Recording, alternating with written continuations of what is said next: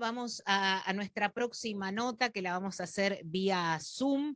Estamos en contacto con el doctor Ignacio Rulansky, quien es sociólogo, doctor en Ciencias Sociales por la UBA, becario postdoctoral del CONICET, tiene una maestría en Asuntos Internacionales por The New York School de Nueva York y otra en Ciencias Políticas por la UNSAM, profesor de la carrera de grado y posgrado de la Universidad Di Itela de Buenos Aires.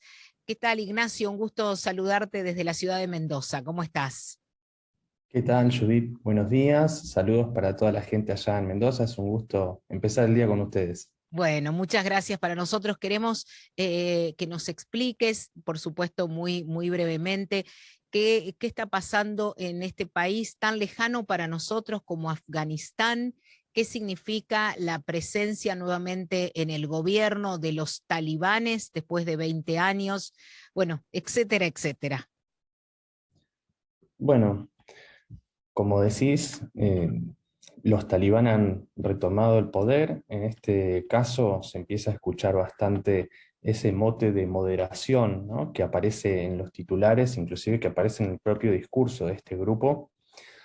Moderación tenemos que pensarlo en relación a una experiencia que fue sumamente autoritaria y cruenta en los años 90, en la segunda mitad de los años 90, y que termina con la invasión norteamericana, motivada por los sucesos del 11 de septiembre, es decir, un interregno de ocupación de 20 años por parte de Estados Unidos y distintos aliados de la OTAN, que combaten contra Al-Qaeda, combaten contra Osama Bin Laden y que permanecen en el país hasta el presente, y que de hecho, bueno, ahora se empiezan a terminar de evacuar las embajadas diplomáticas, el personal militar de muchos de estos países, ¿no?, de Alemania, Italia, más allá de Estados Unidos, ¿no? Y esta breve ausencia, ¿no?, ya se anuncia la retirada de Estados Unidos, y de repente este grupo, los talibán, se envalentonan y prácticamente se demuestra que en este país multicultural, un país de muchas etnias y de distintos grupos religiosos, que nunca han logrado establecer una forma de convivencia eh, demasiado duradera en cuanto a forma de organización política que lograra aunar a cada uno de estos grupos. De repente este país, con la salida de Estados Unidos, ve que no hay básicamente un actor fuerte, lo suficientemente fuerte como para competir, para rivalizar contra los talibán, ese estado que los americanos y otros países intentaron forjar durante los últimos 20 años. Es un estado de papel que se rindió, que no resistió, que le puso las armas ante los talibán, y así fue que pronto se llegó hasta la propia capital, ¿no? Se fueron reconquistando todas las provincias hasta llegar a Kabul, y ahora nos encontramos con ese, decía yo, esa atribución, la presunta atribución de moderación, que no sabemos realmente si será así o no, porque ya de hecho hubo protestas, por ejemplo en una ciudad, en Jalalabad, donde al menos 3 personas fueron asesinadas en una represión, y Amnistía Internacional informa también que en la provincia de Ghazni, eh, el mes pasado hubo un incidente donde los talibán eh, mataron a al menos 9 personas de la comunidad Hazara, uno de los grupos étnicos de este país. Entonces, hay que tomar con pinzas estas declaraciones, esta retórica de los talibán, de que ahora han entendido cómo es la cosa, cómo son las reglas del juego, y que se moderarán en sus formas de gobernar. O sea, no te veo muy optimista pensando que esto puede cambiar. Ante todo te pregunto, nosotros decimos talibanes, lo correcto es decir los talibán, sin agregarle la Eso, ES. eso en realidad es un poco difícil de decir, porque una cosa es el plural en árabe o en otra lengua, y otra Claro, es como lo llevamos al castellano, así que sobre eso ha habido como una podemos especie decir, de controversia. Podemos decir talibán, talibanes. Yo creo que no soy autoridad lingüística para decir cuál es correcto, pero me parece que en el castellano no sería incorrecto decir talibanes. De todas bien. formas, me parece que a los fines prácticos la cuestión se entiende. Sí, claro. Ignacio, ¿vos podrías resumir en tan solo 2 líneas cuál es la ideología de los talibán? O sea, como Bueno, en muy breves palabras.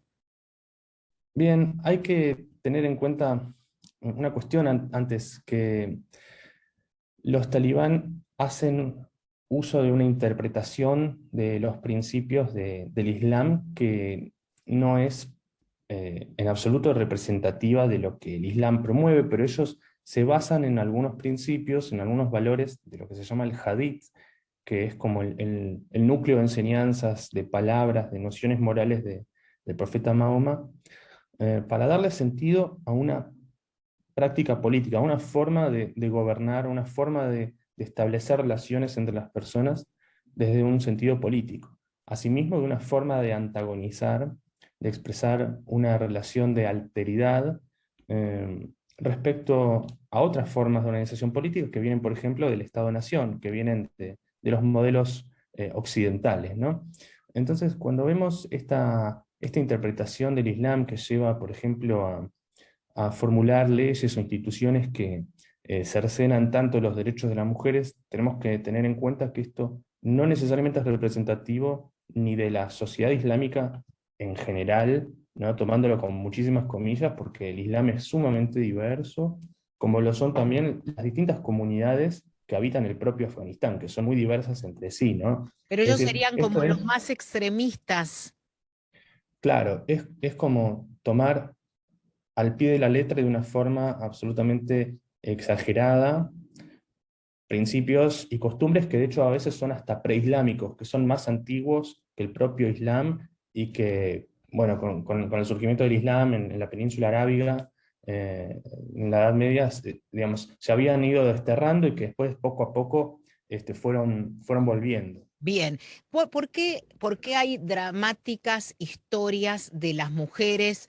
Se han viralizado videos que recibimos a través de WhatsApp, lo cual no significa que sea de una fuente certera, pero donde se ven imágenes terribles de, de, de, de agresión o incluso que matan a las mujeres, mujeres que han logrado en estos 20 años de presencia americana llegar a ser juezas y asistir a la universidad y ahora la vida les ha cambiado absolutamente.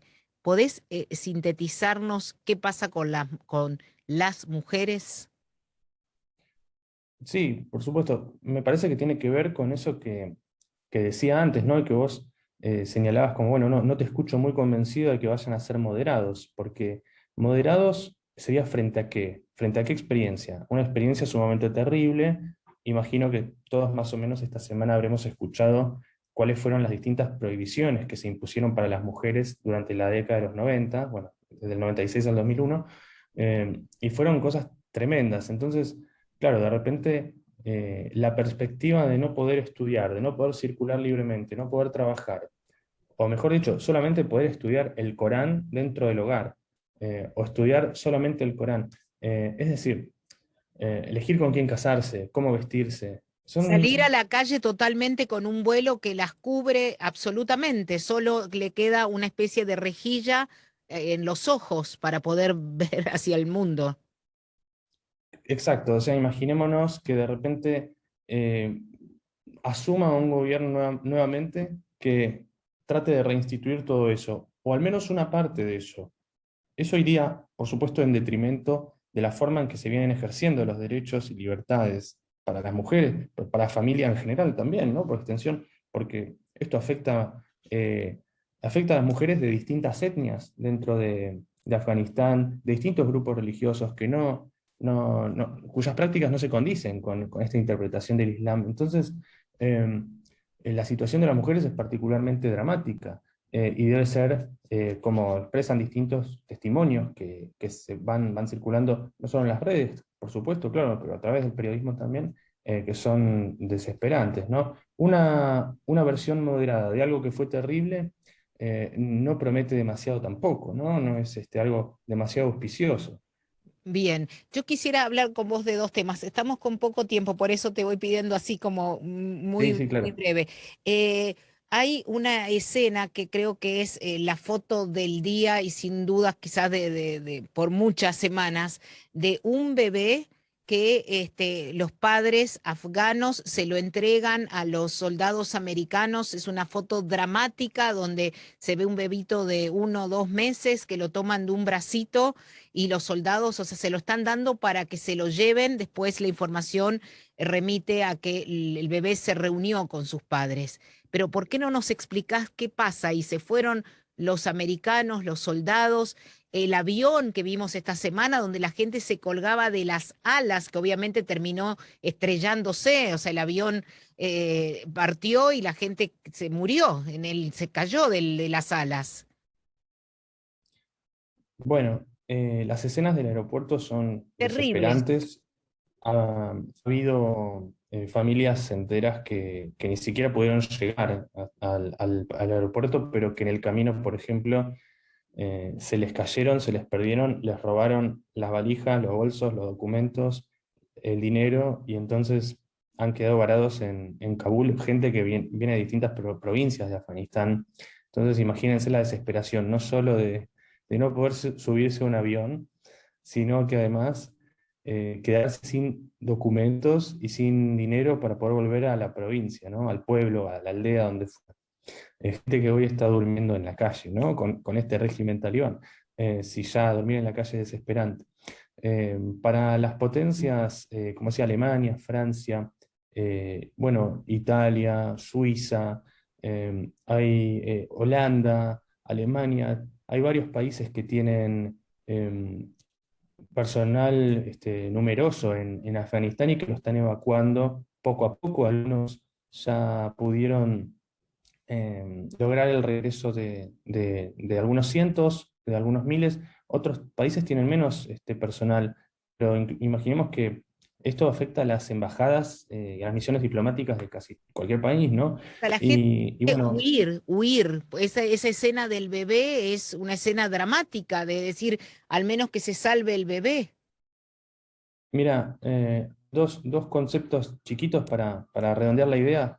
Eh, Uno, el embajador ruso en, en Afganistán, Dmitry Srinov, Sí, dijo que no hay alternativa, que son los talibán o los talibán, ¿no? sí. Entonces, quedémonos con eso por un lado, y por otro, que los propios talibán dicen, todos los diplomáticos, los embajadores y demás, se van a poder ir bien, no va a haber ningún problema, no vamos a retener ni secuestrar a ninguno, pero algunos los estamos interrogando. Qué terrible. Y por último, Ignacio, acá, por lo que estuve averiguando, Afganistán es una tierra muy rica que tiene litio, cobre, dice tierras raras, una riqueza mineral oculta bajo el suelo de Afganistán. ¿De eso se trata? Bueno, en parte sí, para las potencias, inclusive para Estados Unidos, en el peor de los momentos de la guerra contra el terror global de George Bush, siempre se mantuvo abierta la puerta, la perspectiva de poder invertir en Afganistán, inclusive de llegar a poder establecer gasoductos que vía Turkmenistán pudiesen exportar esos recursos fuera del país, y haciéndolo contratando a los talibán como especie de guardias de esos gasoductos para que nadie los tocara, Claro, sobre todo en la era de Al-Qaeda. negociar con la mafia sería, dicho en otras palabras. Y así sucede todo el tiempo. Se pelea y se negocia al mismo tiempo. Claro.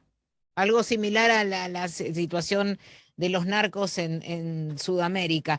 Acá, mira, estoy leyendo información. Afganistán dice cuya riqueza del subsuelo es legendaria, era hasta ahora más conocida por sus piedras preciosas, desde esmeraldas, rubíes, mármol. También produce carbón y metales tradicionales como el hierro.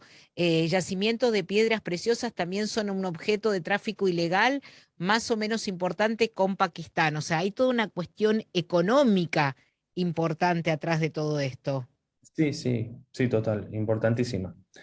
Por eso este vacío de Estados Unidos es celebrado por China y Rusia, porque es una oportunidad para tratar de consolidar su hegemonía, sobre todo Asia Central, ¿no? Ir unificando, digamos, ese mapa bajo su influencia.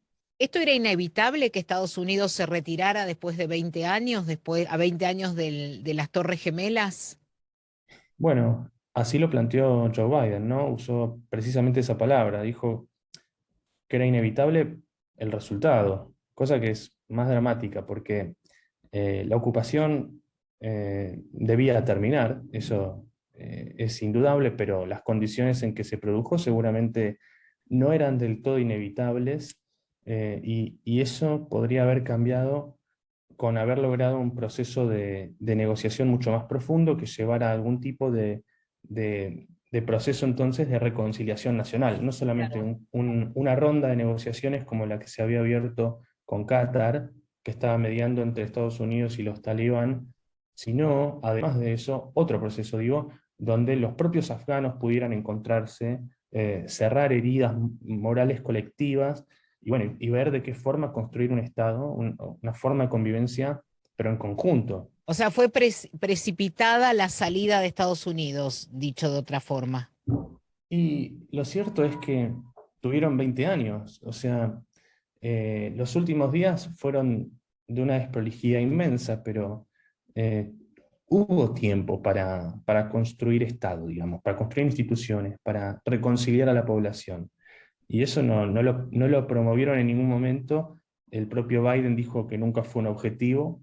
Bueno, entonces, más que precipitado, ya era, en su racionalidad, era hora.